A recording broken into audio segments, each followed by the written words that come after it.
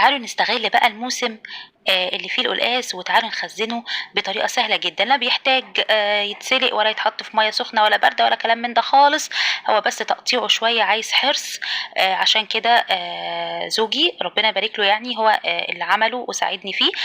هو زي ما انتم شايفين احنا بنقطعه كده زي البطاطس كده من بره، وبعدين بناخد السكين اللي هي المشرشرة دي كده، السن المشرشر ده، وبنعمل بيه بقى ايه المكعبات.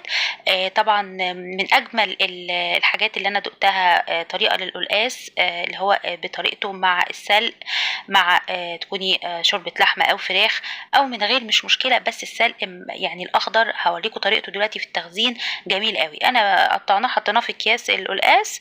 هنا بقى خلاص هو على الكياس كده وعلى الفريزر. هنا بقى كنت السلق الاخضر الكبير ده ومع الكزبرة الخضراء، وتاخديهم ضربة كده.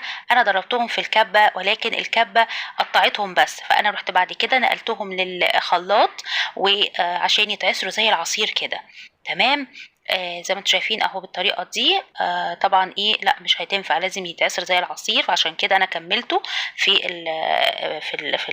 اللي هو الخلاط. وزي ما انتم شايفين كده عملت اكياس تمام على قد الطبخة بتاعتك تعملي.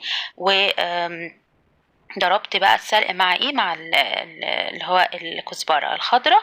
ودلوقتي دي الكمية اللي طلعت عندي من اللي انا جبته.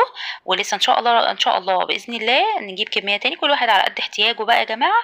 وبألف هنا وشفا، وتابعوني في تفريزات تانية، وسلام.